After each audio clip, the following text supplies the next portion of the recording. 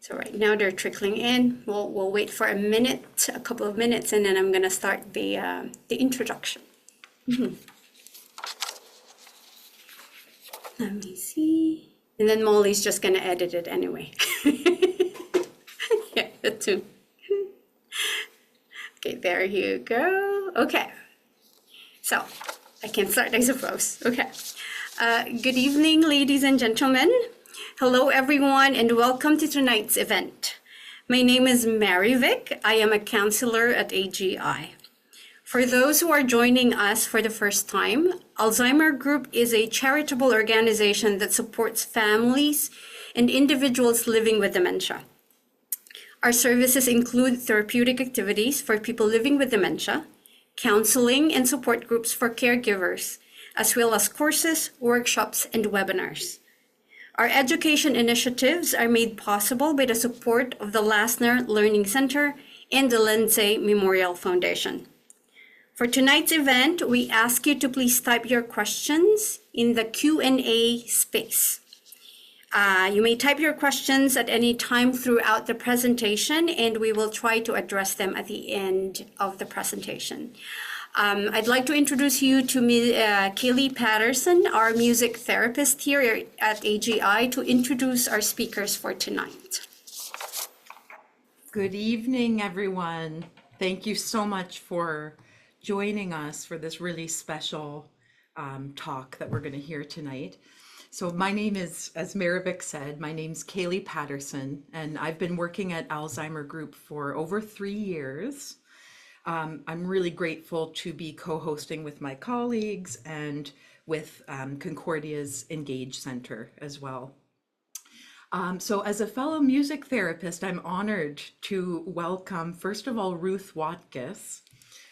Ruth has devoted her career to empowering and connecting people living with dementia through the transformative power of music. For over 20 years, she has built a thriving music-centered community at the Alzheimer's Society Peel with partners and a dedicated committee of staff advocating for purposeful, intentional use of music in care. And we also have Dr. Laurel Young with us. Dr. Laurel Young is an accredited music therapist with over 23 years of clinical experience in various areas, including geriatrics and dementia, cancer, HIV, palliative care, community mental health, and developmental disabilities. She is the Associate Director of Engage, Concordia's Center for Research on Aging, and part of the Arts in Health Research Collective. She's also a research member of the Center for Research and Expertise in Social Gerontology and Perform.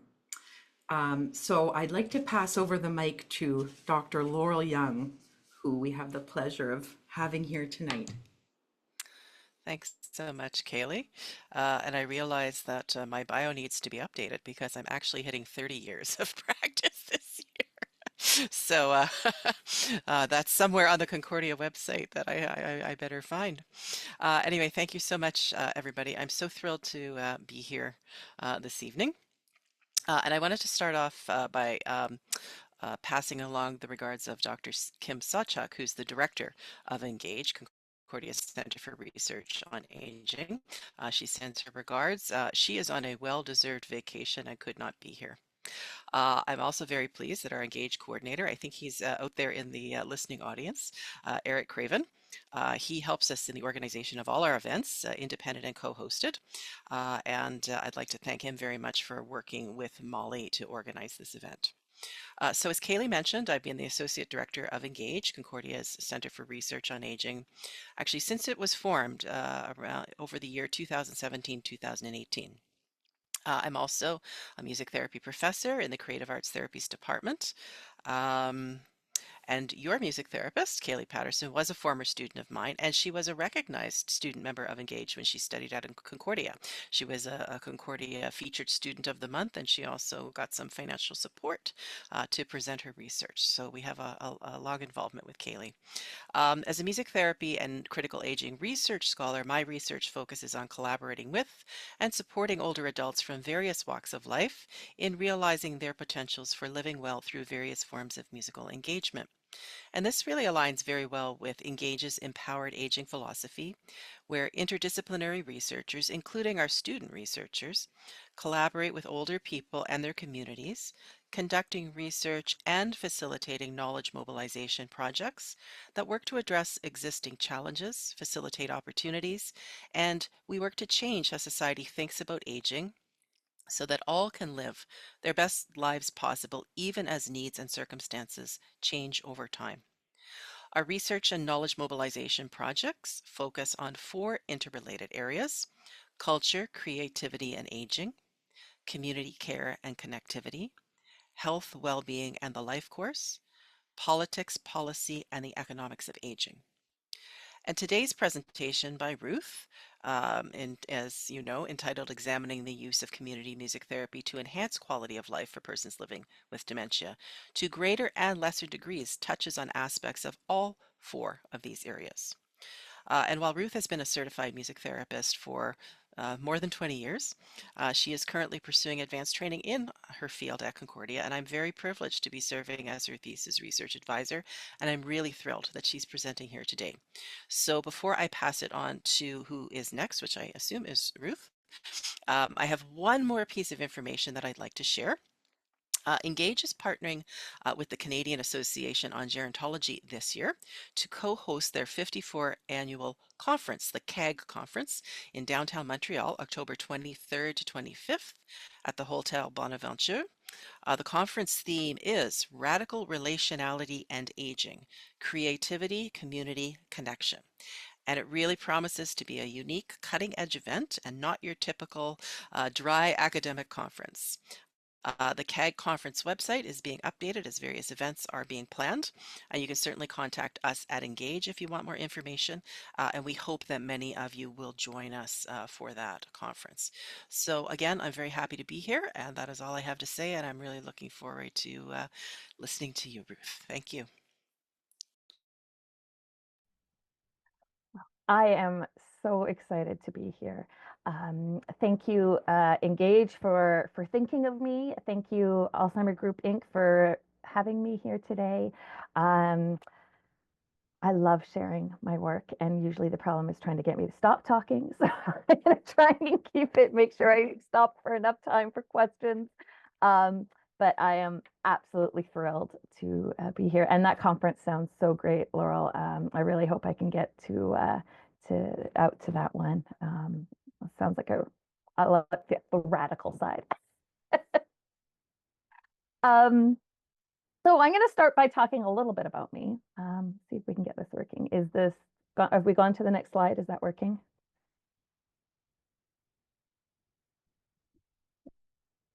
Sometimes it doesn't work very well. So my name's Ruth. I'm a certified music therapist. I first discovered music therapy in grade 10. My mom she talks about the day that I came home so excited because I'd found out about music therapy and I decided that's what I was going to do with my life. And it's kind of gone from there. I mean, I always knew I had a gift in my music, but I didn't want to be a performer and I didn't want to be a teacher. So when I thought that music was just going to be a hobby for me, but when I found out music therapy, it was just so exciting. Now I'm getting a thing here saying screen sharing is paused. Is that, oh no, okay. Sorry, it is working.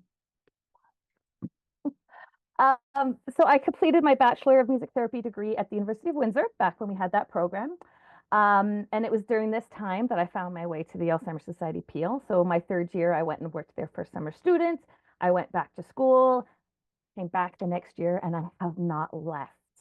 They're probably totally sick of me, but I did one of my placements there, and then I did my dual site internship at the Alzheimer's Society Peel at one of their day programs, the Brampton Day Program. I did it there and at Baycrest under the supervision of Dr. Amy Clements Cortez. And during that internship, I wrote a proposal for a part-time music therapy position at 3 of the day programs. We owned 3 sites across the Peel region, which is Mississauga and Brampton and Caledon. And when I graduated, I stepped right into that role. And then I worked contracts at long-term care. But as the society grew, so did my work. We actually then got up to 5-day programs. So I had got full-time work, but it was working 1 day a week at each of the sites.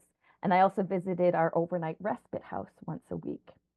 I also have helped lead Raising Voices, which is an intergenerational community choir partnership with the Mississauga Festival Choir. I facilitate Memories to Music, which is an intergenerational legacy songwriting program. And last year, we launched the Intergenerational Music Therapy Jamboree in partnership with the Research Institute of Aging. We recently received a grant to do the Java Music Group program. So we're just training all our staff to run that program. And we just recertified our Gold Music Care certification through Music Care by Room 217, which as a designation we are very proud to maintain, as the Alzheimer's Society PO was the first gold certified organization in Canada. I'm also the wife and mother of 2 children. My eldest is 17 and my baby will be turning 14 in a couple of weeks. It's still kind of crazy to think about. But at the age of 40, I hit a midlife crisis. I decided totally randomly I was going to go back to school and get my master's. So I enrolled with Concordia University's Creative Arts Therapies programs, and I've survived so far. Actually, I've absolutely loved every second of it. But enough about me. I just wanted to give you some context. Oh my goodness, slides are not working very well. Apart from talking about myself, I'd like to talk to you about my thesis and community music therapy in dementia care.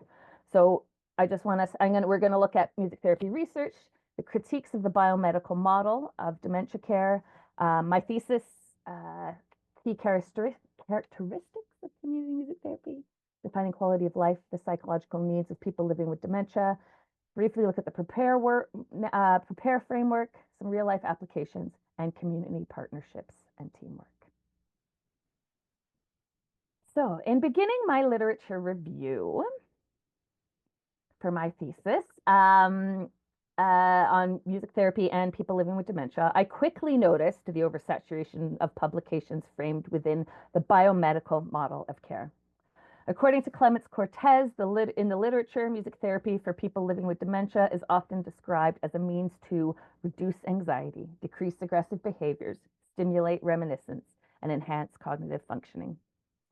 Scoping review by Elliott and Gardner reinforced this trend, showing that most literature emphasizes structured music therapy sessions in long-term care that are primarily aimed at decreasing agitation and anxiety and improving cognitive abilities.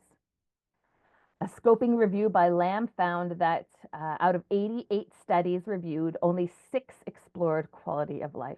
The remaining 82 focused on biomedical outcomes such as cognition, memory, language, behavioral and psychological symptoms of dementia, anxiety, depression, agitation, apathy, and daily functioning. And as Beard observes, the literature on music therapy and dementia care primarily focuses on reducing behaviors labeled problematic or enhancing those deemed desirable by the care providers and clinicians. So while music therapy has shown benefits, much of the literature still reflects a biomedical lens centered on reducing problem behaviors rather than on enhancing well-being. This consistent emphasis on symptom management, cognitive outcomes, and behavioral control reflects a broader issue within dementia care literature. This is the over-reliance on the biomedical model.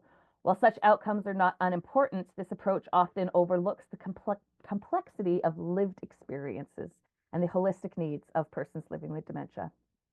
Scholars across the music therapy and non-music therapy disciplines have identified several concerns with the biomedical model as it's commonly applied in dementia care.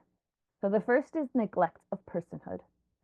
Schlegel Innovation Leader in Arts and Aging, Kate Dupree, emphasizes how medicalization strips away agency and creativity, dehumanizing people living with dementia. Dementia specialist Tom Kitwood argues that the biomedical model undermines personhood by focusing solely on cognitive decline, disregarding individuals' emotions and social needs. Geriatrician Dr. Alan Power highlights how focusing on symptom control overlooks well-being, identity, and personal experience. Secondly, reductionist and deficit-focused approaches.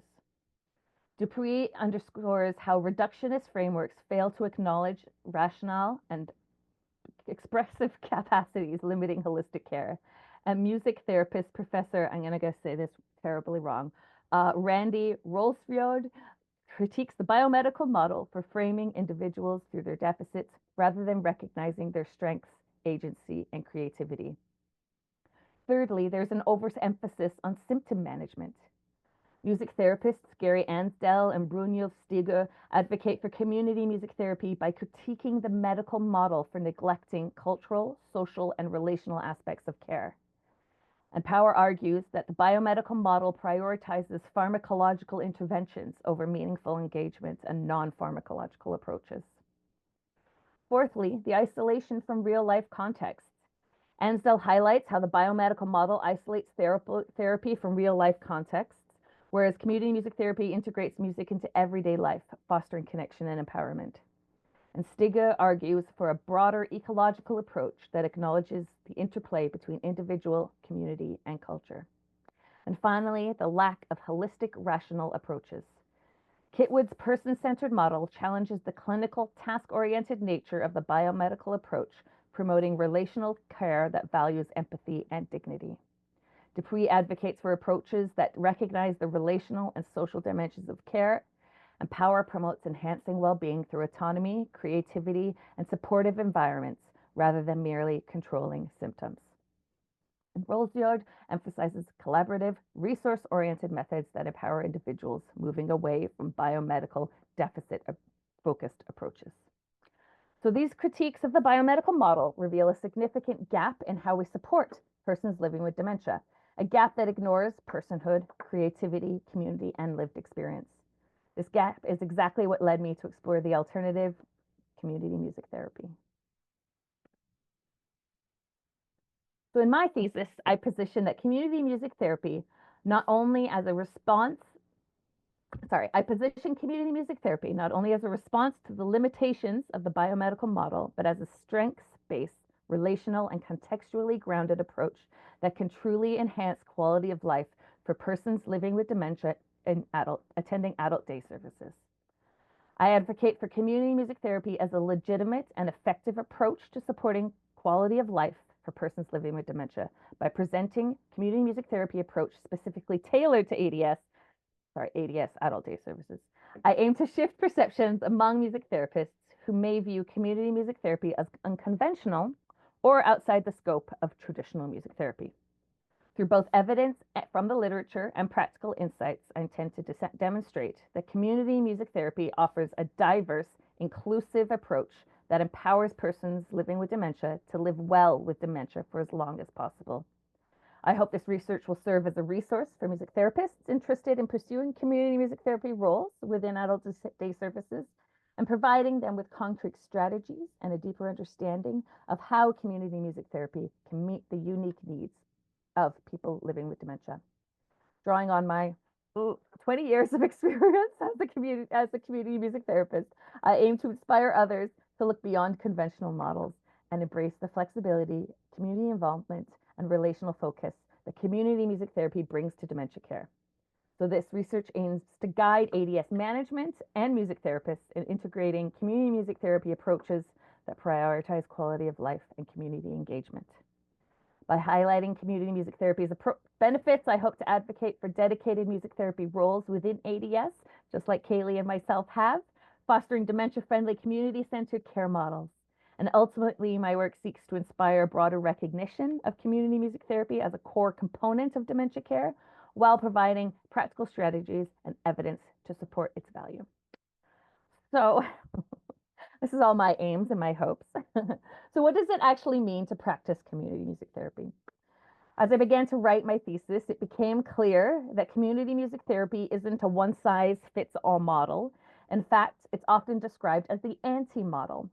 There's no single agreed upon definition. The literature consistently points to a set of shared values and practices that shape what community music therapy looks like in real world settings.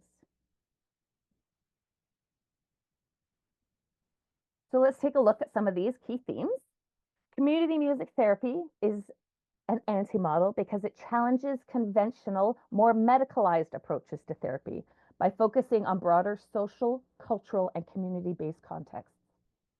Community music therapy is therapy that happens in real life places. It's not limited to clinics, but it takes place wherever people gather, like in a school, a community center, outdoor spaces, adult day services. Community music therapy is connected to culture and community. It adapts to fit the unique culture and background of the community, making it relevant and meaningful. Community music therapy is about empowering people. It encourages participants to actively join in and shape their own musical experiences and express themselves freely. Community music therapy is about building relationships. It uses music to create connections, helping people feel like they belong and strengthening bonds within the community. Community music therapy is focused on improving quality of life. It supports overall well-being, not just by addressing specific issues, but by helping people feel more connected and engaged. And community music therapy is flexible in the therapist's role. The therapist may shift between roles like facilitator, community organizer, or partner in music making, responding to what the group needs. Another key central concept throughout the literature is the ripple effect. While not always explicitly named, most community music therapy publications describe how music's inherent qualities extend beyond the individual, influencing the broader structure of broader social networks and communities around them. This ripple effect is crucial to understanding community music therapy's focus on social change, community empowerment, and fostering interconnectedness, as it highlights how musical engagement can spark positive impacts that spread outward, creating a sense of collective transformation. So with a clearer understanding of what community music therapy is and the values it brings, it's important to step back and ask, what are we really trying to support through this work? At the heart of community music therapy and truly any meaningful dementia care is the concept of quality of life. But what does that really mean for a person living with dementia? And how can we meaningfully understand and support it within our practice?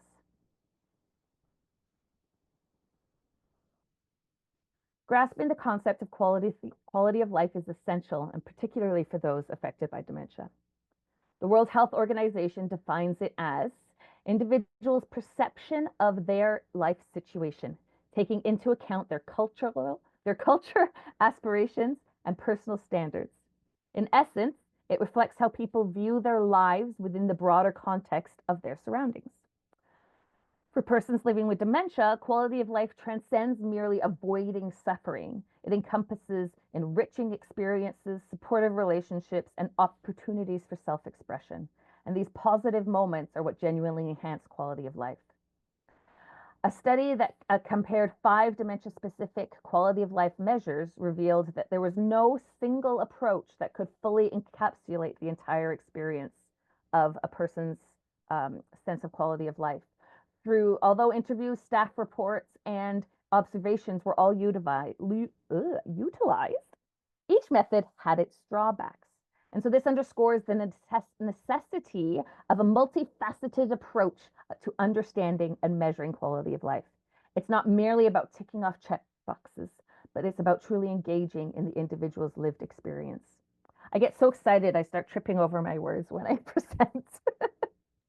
So if we understand the quality of life as something rich and complex and deeply personal, especially for persons living with dementia, then we need to think critically about how we're supporting it in practice. So what happens when we shift our focus from what's wrong to what truly matters? And this brings us to the influential work of Tom Kitwood, who reframed dementia care through a person-centered lens. His model reminds us that psychological and emotional needs don't disappear with cognitive decline. They become even more important. Persons living with dementia are more than a list of symptoms or cognitive deficits. Their needs and their personhood extend far beyond functional outcomes. If we shift our focus from what's wrong to what matters, we begin to see a much richer and more human picture, one that centers not just on reducing behaviors and the biomedical model, but on responding to the universal and human need that remains deeply important for all of us and those living with dementia. This shift in perspective aligns with the work of Tom Kitwood, a pioneer in music-centered dementia care. And this psychological needs for person-centered care for people living with dementia kind of is the best practices at the Alzheimer's Society of care. So Tom Kitwood proposed that people living with dementia have psychological needs that are just as important, if not more so, than clinical outcomes. So he identified 6 core needs that remain central to a person's well-being throughout their dementia journey. And these are represented in what is often referred to as the Kitwood flower of person-centered care. So let's take a moment to just look at these. So we have comfort, the need for a sense of safety, security, and freedom from distress. This includes emotional, physical, environmental comfort, providing reassurance and relief from pain or anxiety. We have identity, the need for a sense of self, personal history to be, and our personal, the need for a sense of self and personal history to be acknowledged and valued. Recognizing individual preferences, experiences, and personality is essential to preserving dignity and personhood. Attachment, the need to form and maintain emotional bonds and connections with others. So this involves feeling secure in relationships and having dependable support systems. Inclusion, the need to be a part of social groups and feel valued as a member of community, ensuring participation and involvement in meaningful activities. This helps reduce feelings of isolation and loneliness. Occupation, the need for purposeful activity and engagement. This encompasses opportunities to participate in tasks, hobbies, or activities that provide a sense of purpose, achievement, and self-expression. And at the center of the flower is love, the need to give and receive affection, warmth, and emotional connection. This encompasses expressions of care, empathy, and compassion that affirm a person's worth and humanity, fostering deep relational bonds and emotional well-being.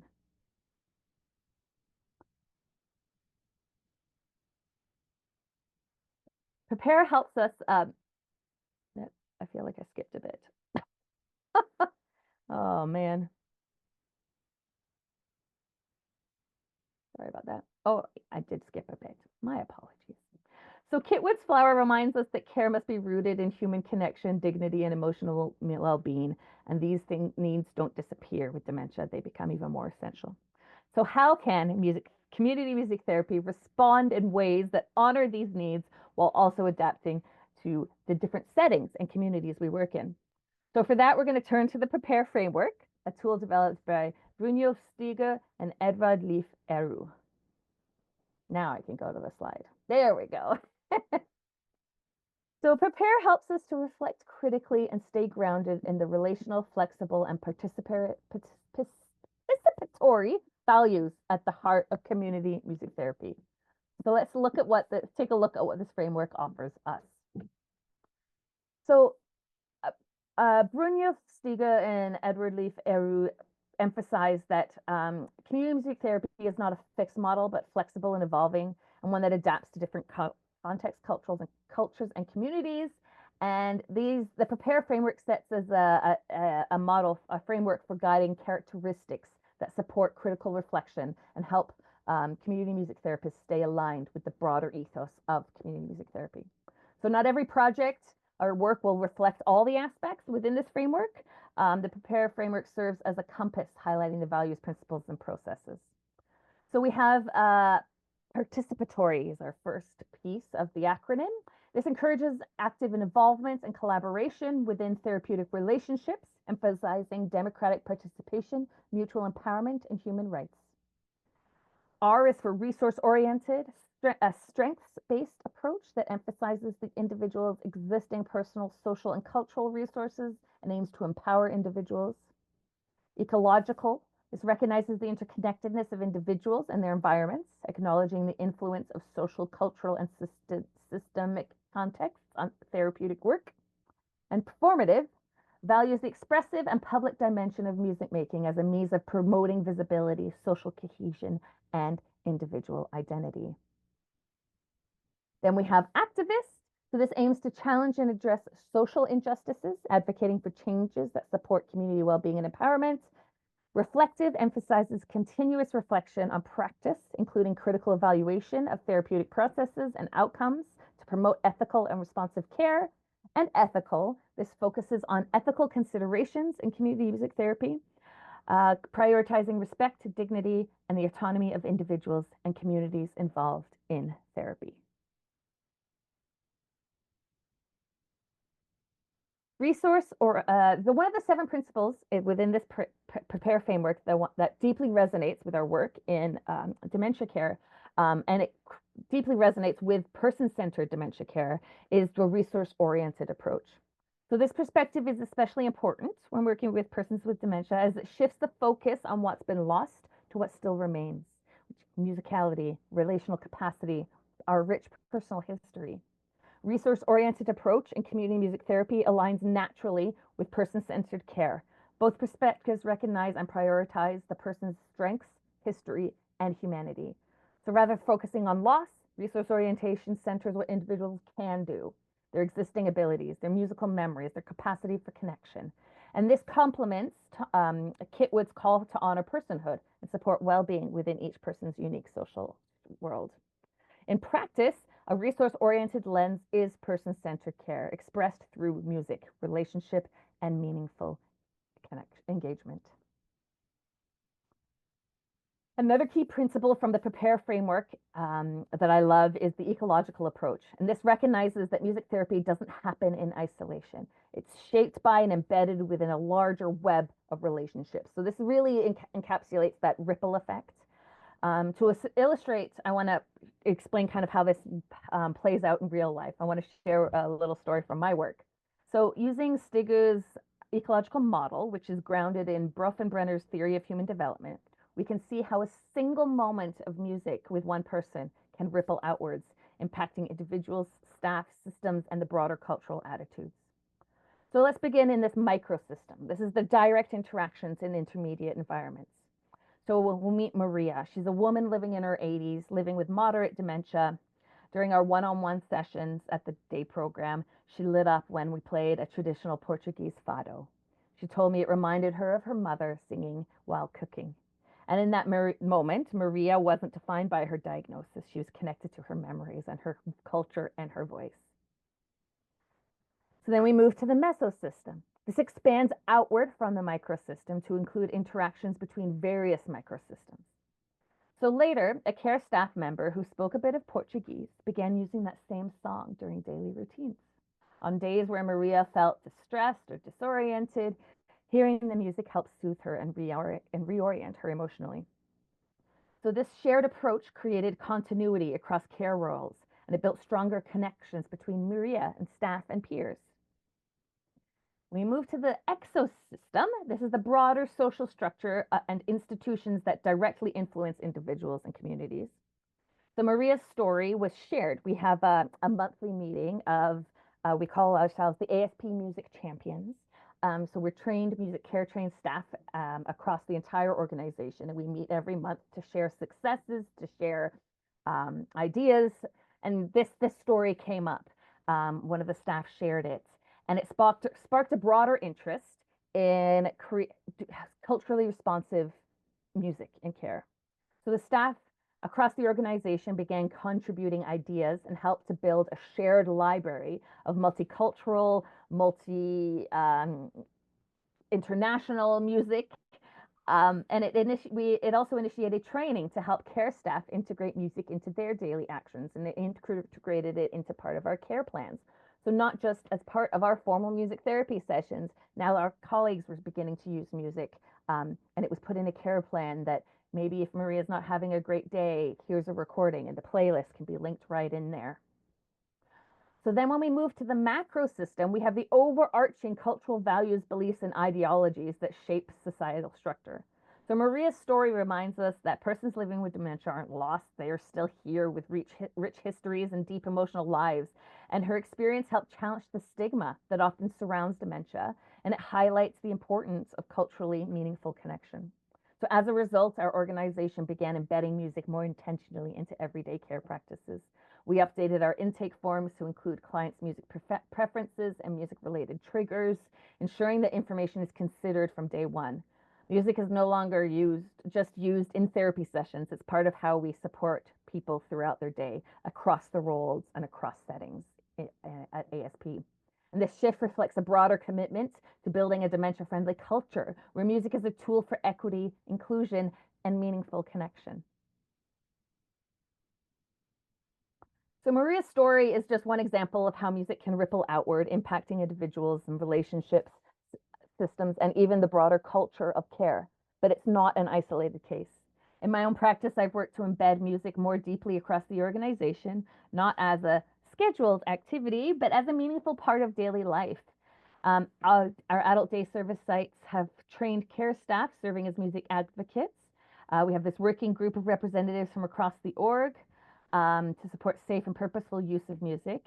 And this includes we've created musical soundscapes to set the mood as people come into the day program. We've set guidelines for what music to use during exercises. We use personalized playlists. We've created simple tools that help staff feel confident using music. So music isn't just a music day when Ruth is here, but we have high quality music throughout the entire association at all times. So over time, I've seen music shift from being viewed as entertainment when I first started to being recognized as for the powerful tool that it is, powerful tool for communication, for regulation, for connection. I've seen how it can challenge stigma through programs like Raising Voices, our community choir, and Memories to Music, our intergenerational legacy program. We meet with young people. We do some dementia education. We do some communication education, and then we pair up these young people with people living with dementia, and they come together to co-create and perform their music. These experiences help dismantle the stereotypes and the stigma that comes along with dementia, and it allows people to connect on a human level beyond the diagnosis. And at its core, community music therapy is about connection, connection to self, to others, and to the world around us. I've witnessed how music helps people reconnect with their identity, with their memories, their culture, whether it's a familiar lunchtime tune or a holiday song that marks the season. Music orients, grounds, and builds shared moments and meaning throughout the day. As I begin the next portion of my thesis, which is focused on how my work directly aligns within the PREPARE framework, I want to highlight the vital role that extended community and partnerships and teamwork play in delivering music-based person-centered care that truly supports quality of life for persons living with dementia. So this slide here shows the many community partners who I work with who support and enrich our work at ASP and in my work. So that meaningful community connection through music happens through collaboration and strong relationships. So ASP has become this music care certified organization, training frontline staff in music care, empowering them to embed music throughout daily care.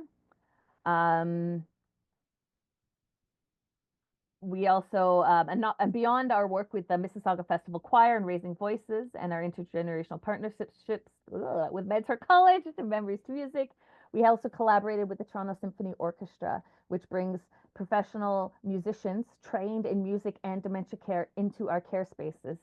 This includes early involvement with the Music and Memory program, also known as the iPod program, where we introduced the first music therapist-led personalized playlist program, not to pacify clients, but to connect with them and their unique musical preferences. These partnerships and programs broaden the community of care, amplify our impact, and support persons living with dementia to live well, connected, valued, and engaged within their communities and culture. Ultimately, community music therapy is not something that happens in isolation. It is built through relationships, shared values, and collective action. These partnerships and creative collaborations are not just supplementary, they are central to how we enhance quality of life. They also help shift public perception and break down stigma by highlighting the strengths, creativity, and personhood of those living with dementia. Importantly, community music therapy also involves music therapists taking on more expanded roles, not just as facilitators of sessions, but also as collaborators, advocates, and resources within the broader care teams. By supporting staff, modeling best practices, and helping integrate music into everyday routines, music therapists contribute to a more musically enriched and person-centered care environment. And this is why community music therapy is such an ideal approach within adult day services, um, people living with dementia. It embraces the whole person, values connection and culture, and centers and lived experience. Just lived experience. By embedding music into everyday care and fostering community partnerships and teamwork, we create meaningful, inclusive opportunities for people living with dementia to be seen, heard, and celebrated. And by addressing core psychological needs such as identity, belonging, autonomy, purpose, and connection, community music therapy enhances quality of life for persons living with dementia in ways that are relational, creative, and deeply human. Thank you. I could go on, but I won't. Thank you, Engage and Alzheimer Group, Inc., for having me today. Wow. Were there any questions that popped up? Stop sharing. So if you have any questions, please write them down in the Q&A space. But I have my own question, Ruth, especially about music and in the activity center. I noticed that sometimes people can get overloaded or overstimulated with music. So how do you avoid this from happening? Especially if people in the adult day center. So, I mean, I'm just like curious how you manage all of this. And I know music is very important, right? But how do you manage not to overstimulate clients or participants? It's huge. It's huge. And they've actually, research has been done that actually says that people who, as we use the phrase, people exploring their environment are actually possibly trying to get away from auditory overstimulation. It could be lights and all that kind of other stuff too. But it's a huge thing, right? So we actually within our day program have scheduled quiet times and scheduled quiet spaces, and we actually have guidelines for that we created as a team for our colleagues, saying, let's not do back-to-back music programs, or if you've just done a big sing-along program, let's do a quieter program afterwards, because it can be overstimulating, right? And sometimes just even the overstimulation of the emotions that come up during the music, right? And so let's have those scheduled times. Let's check in. Let's do, take a break, and we do actually have purposely quiet times scheduled into our day. Every so often, I go into every 6 months and we revisit that because it's very easy to get back into just turning on the radio. But yeah, it's one of the things we've done to try and combat that. Okay. Yeah, I love that idea. See, that's why I have to ask the music therapist. One of the many roles we can play. Yeah, I know. Kaylee, do you have any questions or do you have? Well, I just want to say how incredible and important this work is. It's really feels when you're talking about it in this way, it makes so much sense. Yes. To have music as a health resource that we can all use with intention. And I'm just thinking about, how did this start for you? Like, how did we become music therapists and we do get used to being in kind of a silo. So I'm just wondering how you started all of this kind of, advocacy and partnership and collaboration. Yeah. I think it's because I became siloed in the ASP in my workplace. I really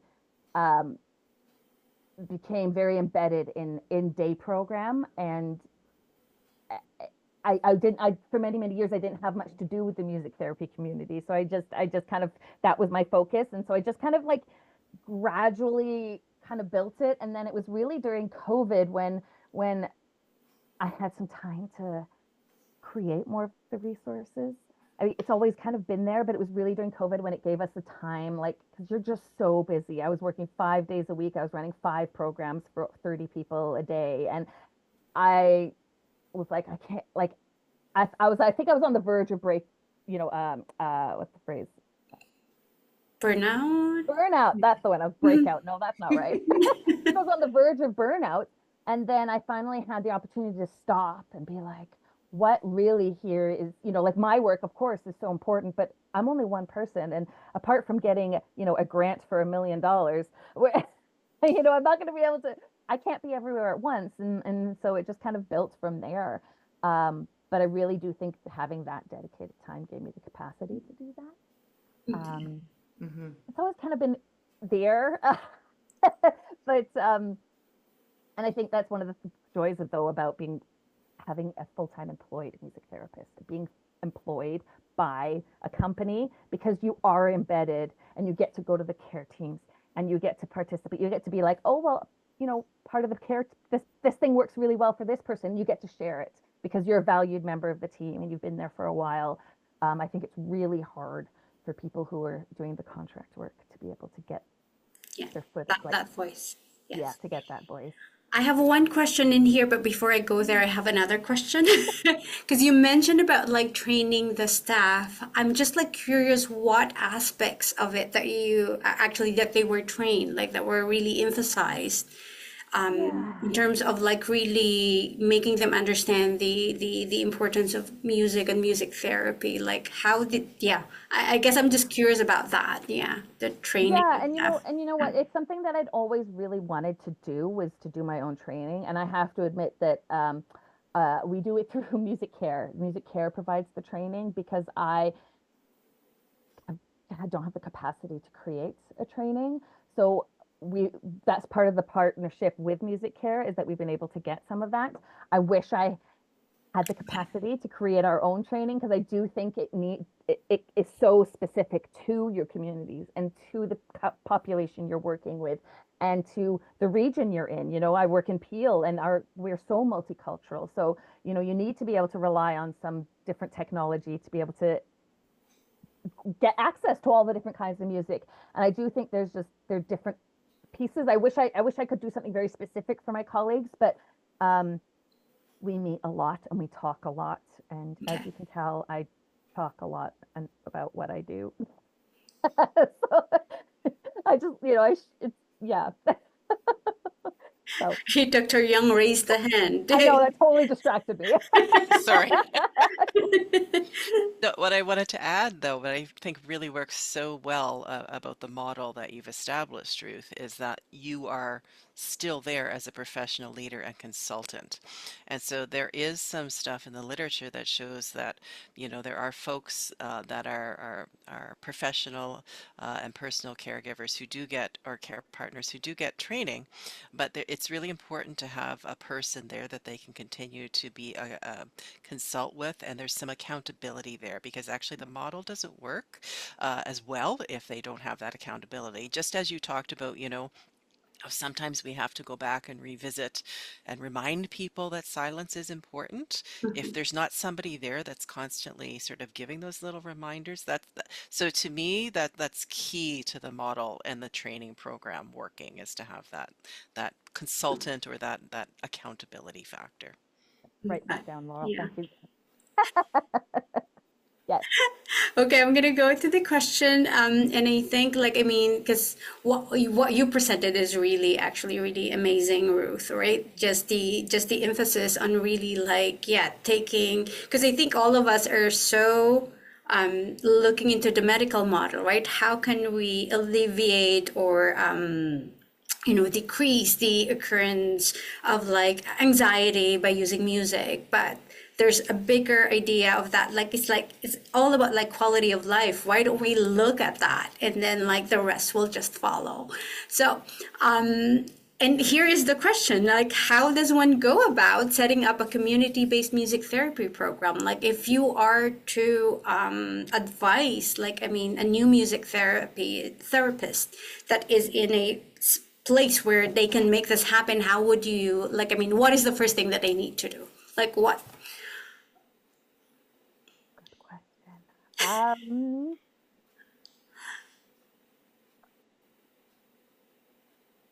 No, I think my brain just turned off. I have one thing to say if you Oh, want thank if you you. want time to think while I talk. Yes.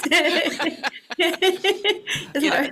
this isn't a very practical answer, but actually what needs to happen is we need to be having advocacy at a government level because this is about a right to accessibility.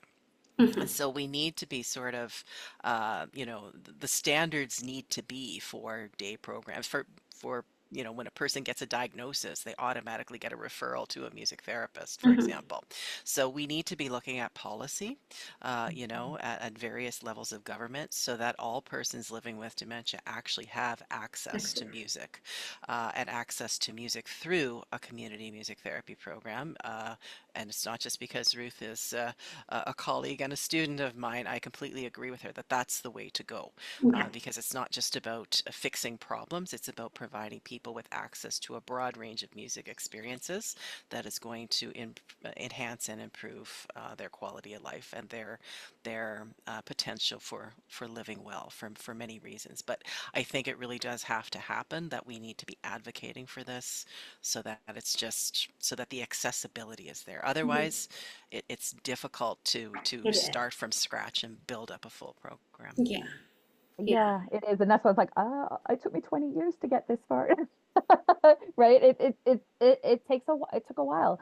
But I think that, doing programs where, I'm a part of the prepare framework, the performance piece where you're breaking down the stigma and getting stakeholders to see what it is you're doing and getting partners who are able to share what you do too, because that's why teamwork and collaboration and partnerships is so important because it, it's how we get the word out, right? And so it's the government policy and the stakeholders and the partners and people, also shouting. It can't just be us shouting about how important it is. We need other people to help us do that too.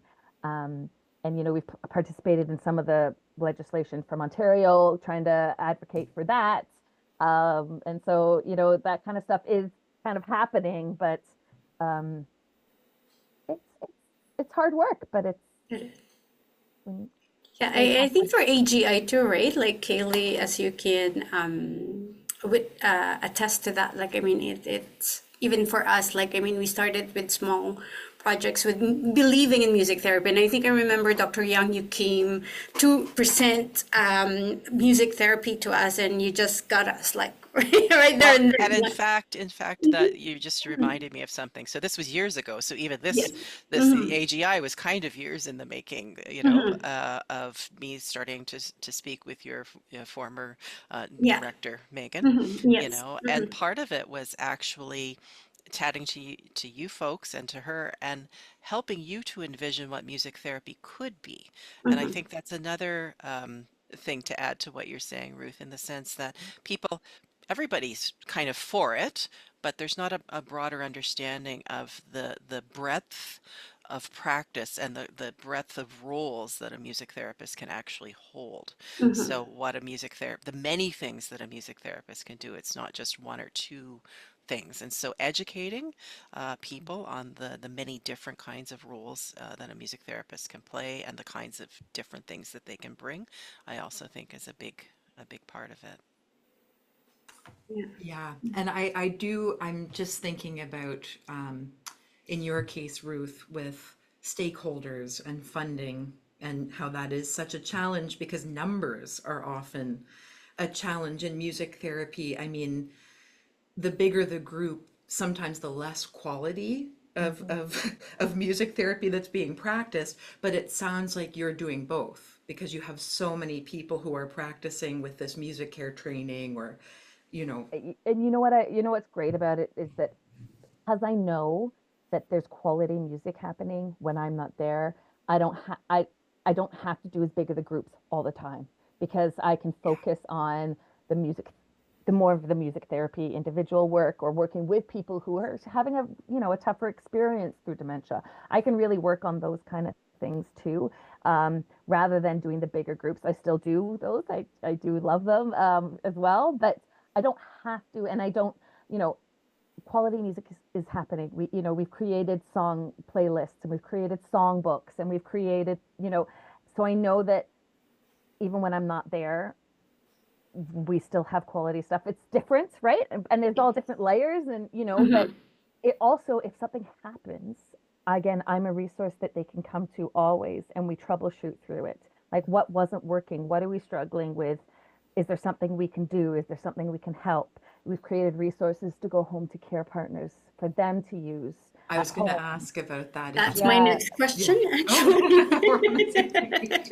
yeah. So we've Yeah. created resources like not just musical activities, but like actually like, you know, because some people want the research and they want the data and that kind of stuff. So we've created those. This is how we can use it. That's why I was interested in Kaylee, your virtual program that you do. You know how that works, because I was doing that during COVID, and then when I got back in the day program, it would just when we reopened, it became so busy. So there's so many things, right? But just being able to what I would love my next stage of things is that a care partner can connect with me directly, you know, as we expand the program. Like they can say, you know, I want to talk to the music therapist. Can I? Yes, please do. You know, like I would love to help that more, you know, because that's an area we haven't really expanded in. I've been very focused in ADS. So expanding to more of the people at home and our the counselors and supporting them a little bit more is my next my Okay. next resource. Yes, because I think that's my next question. If you have and again, it's as we before we started, we say we made a comment where music therapy evolve, right? It depends on who the person you were who's right in front of you. But do you have any practical tips for family caregivers on how to use music to help them connect with their loved ones? Like, I mean, something that practical that they can use or they can do, especially with that, right? Like connecting with their loved ones who are diagnosed with or living with And dementia. it would depend on what they want to use the music for. If it's directly to connect, then, you know, did you used to sing together? Do you want to join our choir where you can come together once a week and join together and sing? And it's like date night, or you get the little spark, you know, you're actually going out and doing something fun together rather than going to a doctor's appointment. You know, is that what you need? Is it that you need a break and maybe it's finding a really good playlist that your loved one really, or the person you're caring for really enjoys, and you can use that playlist just at that time so that you can go and have a little bit of break because you need to make dinner?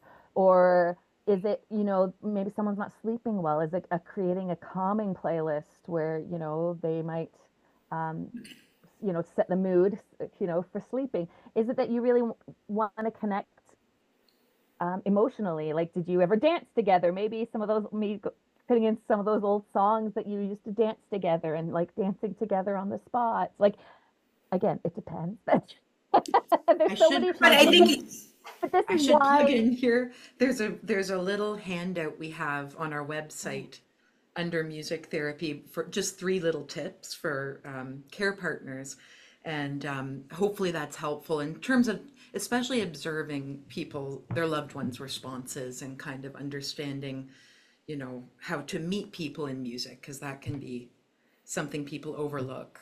Like, oh, you're Yeah, sad, let's put on happy music yeah. instead of Thank you for mentioning that. It might also be important to think about it that it doesn't always have to be familiar music or known preferred music. Mhm. Sometimes it's a really good idea to put on something that somebody has no previous associations with and something new. I think there's this whole, because of the memory and the reminiscence yeah. emphasis on using music for that, that I think sometimes people think they should only use familiar music. But sometimes the familiar music can also bring up bittersweet or sad feelings, and persons, you know, because the music functions of the brain are still working, that new music can still be understood as well. And actually, studies have even shown that new music can be learned. So people can learn Mhm. new songs and new music, which is also something that you could try out with a loved one if you wanted to. Good to know. Yeah, Because well, I think, as you said, like Dr. Young, like, you know, our go-to is like because of memory, you want to go to, especially for not the music therapist and our staff, right? Some of the our, you know, staff in the activity day center, right? Like their go-to is like to their familiar songs that are clients. But it's good to know that there's also space for new songs there. So, yeah.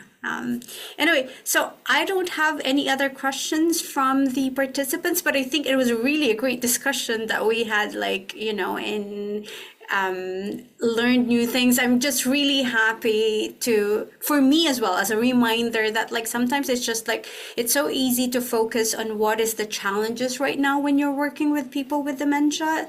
So I'm just like really happy to be reminded that, like, again, it's like there's a bigger picture right there. It's not just all these challenges, and it's that there is this also, like, if we focus on the quality of life, the well-being, the engagement and everything, the strengths of our clients, then there's a lot more we can do than just like really focusing. And also we also would like to make an announcement that we got a funding from the Delansky Foundation to actually expand our creative arts program.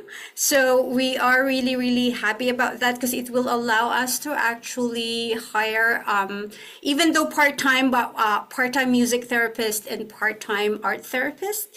Because here at AGI, we really are seeing the value and the importance and significance of, like, really providing music therapy and arts therapy. Because I mean, Kaylee could tell you more about the different reactions and responses of our clients and even their families on how valuable it is to experience music therapy and art therapy. So that's what we're excited about it as well. So we'll be hiring soon. So we're gonna like send our job post to you, Dr. Yang. at You Creative have my email. Yes. Okay. Anyway, again, thank you very much. Thank you very much, Ruth, for your presentation. Thank you, so much for Dr. Young. having me. Thank you for giving us this opportunity to have this conference for today. And for everyone, thank you very much for coming in today.